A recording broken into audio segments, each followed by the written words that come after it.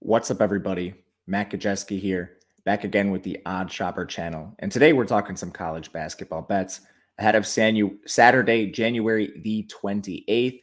It's SEC Big 12 crossover day, and we'll go through a number of bets.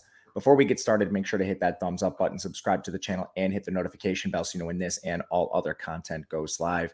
And if you're listening on podcast, please leave a rating and review over there. It helps us a ton. Lastly, we are sponsored by DraftKings, and if you're watching, you see a phenomenal offer on your screen, a limited time offer. Right now, you can take a $5 wager on anything you'd like, and whether it wins or loses, DraftKings is going to pay you out $200 in the form of free bets. So how you take advantage is you head over to DraftKings Sportsbook, or you click the link in the video description below. Make that $5 wager after you've made a first deposit of at least $5, and then whether it wins or loses, $200 free bets in your account. Legal age for gambling in most states is 21 plus. If you or someone you know has a gambling problem, please call or text 1-800-GAMBLER. All right, let's get into it. Saturday, special day for betting, especially in college basketball, a different day for betting. Ton of games. I do all the DFS stuff, projections, everything like that as well. So first and foremost, this is a disclaimer, have not dove into the matchups as much. Every single bet we've taken is based on projected line movement. I will do the best I can to justify these bets, but just know these are lines that have already moved or are expected to move. The analysis will not be quite as deep as the weekdays just because of the sheer number of games. With that said, when we jumped on early, and of course, if you want more access to this and you want the bets before the lines move, we take advantage of these in our insider Discord, and we take far more than 3. We'll be doing 3 today. The first one is Illinois taking on Wisconsin. This opened as a pick 'em. It's already moved to -2. Expect perhaps a little more movement here. It's a sheer sell high spot on Wisconsin, and I'm not even sure it's so high at this point.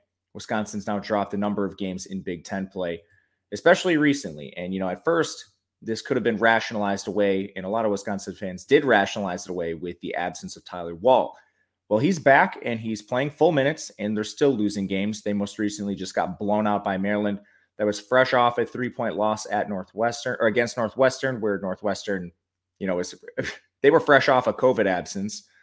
So this team doesn't have any marquee wins. They beat Penn State by 3. They beat Minnesota by 3. And other than that, every one of their premier wins basically comes in non-con. They did have an OT win over Iowa, an OT win over Marquette.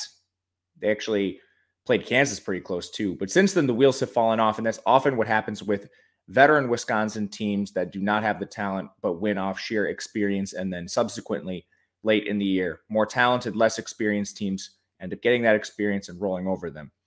Either way, this is a very tough stylistic matchup for them. When I look on paper, Illinois has the advantage in both offensive and defensive efficiency. Illinois 76th in offense, Wisconsin 181st. Defense, Illinois 13th, Wisconsin 96th. No height advantage for Wisconsin, even with Wall back. Illinois 20th in rebounding, Wisconsin 316th. Interior, Wisconsin's 310th in scoring inside the paint. Illinois defends that area, 14th highest rate. And Illinois also top 25 in scoring inside. Wisconsin outside the top 150 defending there.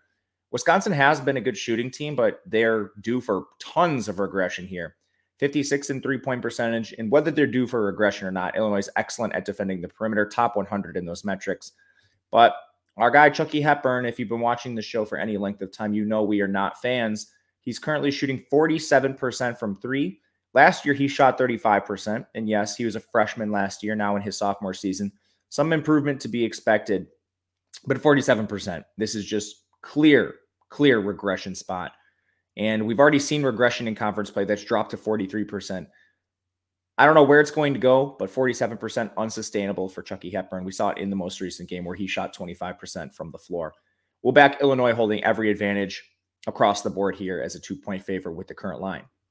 Next game we'll talk about is Xavier taking on Creighton. I see some books still hanging 5.5 here. It's moved mostly to 4.5 across the board. Took the 5.5 early last night. It's a spot where it's just too many points.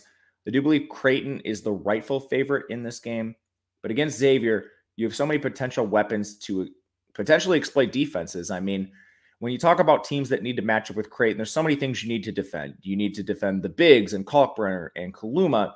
Well, Xavier has that kind of personnel with Nunji and Fremantle. You need to defend the guards with Nemhard and Alexander, and Xavier has that as well with players like Soli Boom, and they have excellent shooting with players like Kunkel and Colby Jones. It's actually, they're one of the better shooting teams in the entire country. They shoot at the 4th highest rate from 3, that is in terms of 3-point percentage, and that's the spot where Creighton actually has struggled on defense. They rank right around 200 in 3-point defense. So if Xavier is making their threes, which I fully expect them to do, they've been an excellent 3-point shooting team all year.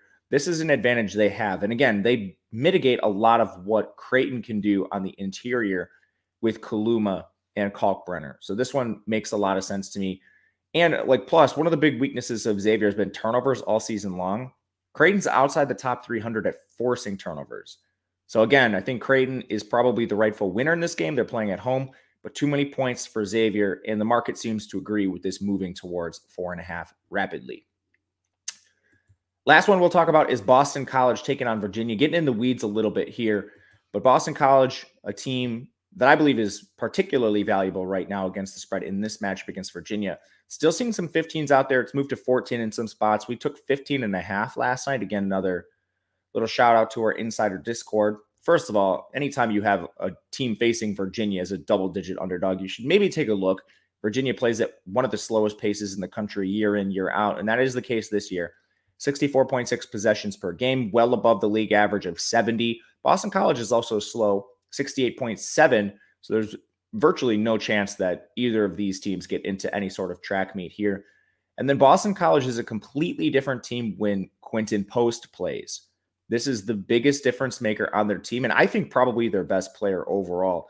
Now, it's thin because Quentin Post is a player known to get in foul trouble at times, but when he's on the floor, true difference maker for this team, and now he's 8 games removed from injury, he's gotten back to full minutes. It's no longer the slow ramp-up we saw early once he started the season, but 32 minutes last game, 30 minutes the game prior, 20 minutes the game before that, he fouled out. So, again, that is a risk here. But you look at how Virginia is composed. Quentin Post uniquely exploits Virginia, a team that doesn't have a ton of size. Yes, they have tall players.